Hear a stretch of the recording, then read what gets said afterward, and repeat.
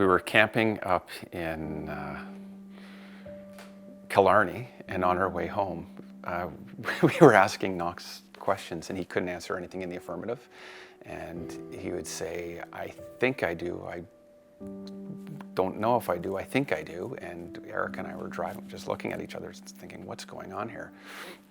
And yeah, that was the first real sign. So we thought maybe he's just trying something out, but then little idiosyncrasies kept happening more and more, and we noticed that there were some compulsions where he said, please don't ask me any questions, I have to answer like that. He started to have an obsession with germs and being clean, and even when I'd say, but you just washed your hands, you're clean, he would say, I know I'm clean, but I don't feel clean, but and that's the difference. Like screaming. It just got worse and worse and worse, and he went from being happy and healthy and thriving to completely debilitated within a few weeks. He couldn't leave his room because of fear of germs, and just it made him so angry and upset, and to the point where he said all he wanted to do was die or wish he was never born because he could never feel clean again. We let it go for a little bit, thinking, you know, kids get in funks sometimes, and kids have little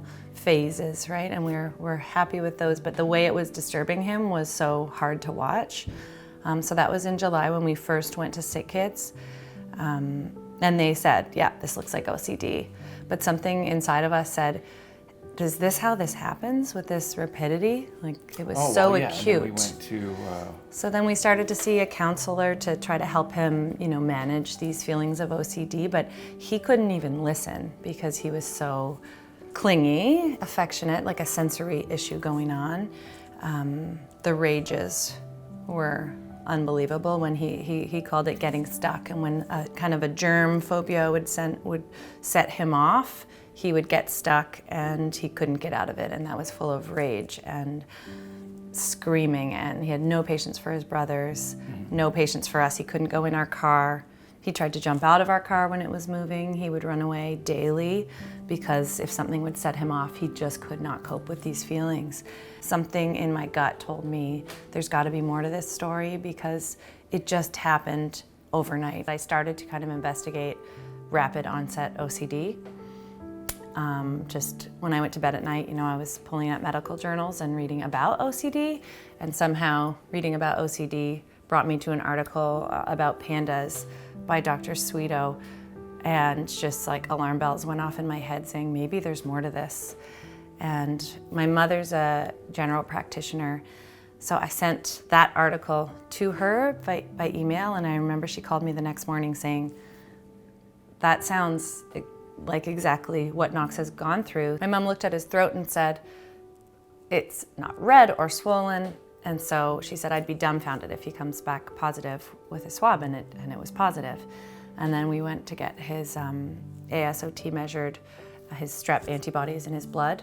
So a simple blood test, and your normal average should be 0 to 100, and your antibodies for strep and his were 1600. So it was alarm bells for everyone, and that's what sets him apart.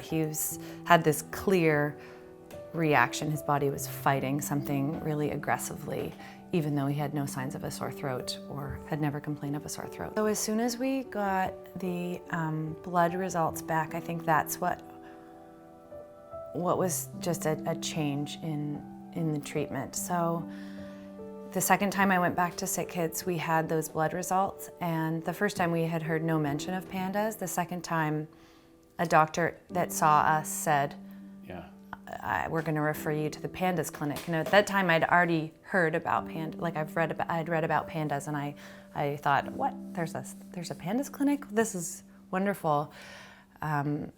So we kind of had my mother assisting us, but she wanted to stay a little bit out of it as the grandmother who was so emotionally involved as well. But she was there to help us answer questions. We have our pediatrician, Dr. Perlmutter, who I know you've talked to as well. He had not done much research. He was aware about PANDAS, but he hadn't treated many children himself, so he was a bit nervous. And then we had... He's been fantastic. Yeah, he's so supportive and eager to learn more. And so we were kind of trying to find a treatment between all these doctors and the PANDAS clinic as well. And then I also, did a lot of research online and found Dr. Isla Wilson, who's in Vancouver. And I thought, I need to understand what's happening to my son, and I don't just want to treat symptoms. I want to get underneath this and help him, overcome what's happening inside of his body, and like help his brain get back to a normal level. So I booked a trip to Vancouver. By the time our trip came up, he was doing great because he had started a protocol of antibiotics and anti-anxieties and antipsychotics. I feel like we're so lucky that we could have that, to have direct contact to a doctor who says, let's test him. And that helped us unveil the rest of this